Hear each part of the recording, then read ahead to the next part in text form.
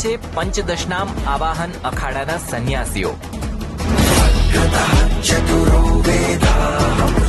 પ્રયાગરાજના મહાકુંભમાં તેમની પેશવાઈ થઈ તો નજારો કંઈક આવો જોવા મળ્યો.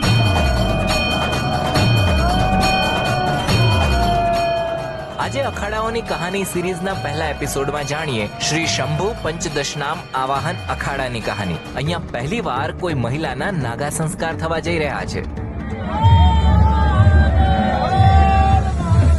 આવાહનનો અર્થ થાય છે દેવોને આમંત્રણ અને અખાડા એટલે આદિ શંકરાચાર્યના સમયથી નાગા સાધુઓની હથિયારબંધ સેના. ઉદ્દેશ્ય માત્ર એક જ છે, સનાતનની રક્ષા.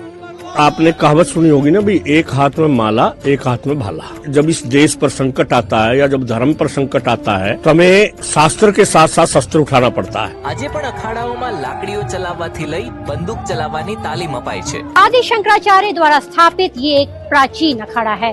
साधु संतों की संख्या बहुत ही सीमित है. उसकी एक वजह है क्योंकि अखाड़े में प्रवेश के नियम बहुत ही कठोर हैं. આ કરવા માટે પોતાનું અને 16 પેઢીઓનું પિંડદાન કરવાનું હોય છે. અલગ અલગ તબક્કામાંથી પસાર થવું પડે છે અને પછી છેલ્લે ચુસ્ત પ્રક્રિયા સૌથી મહત્વપૂર્ણ રહે છે. તેનો હેતુ જાતીય ઈચ્છાને નિયંત્રિત કરવાનો છે. કોઈ નાગા સાધુ ક્યારેય નથી કહેતા કે આ પ્રક્રિયા કેવી રીતના થાય છે.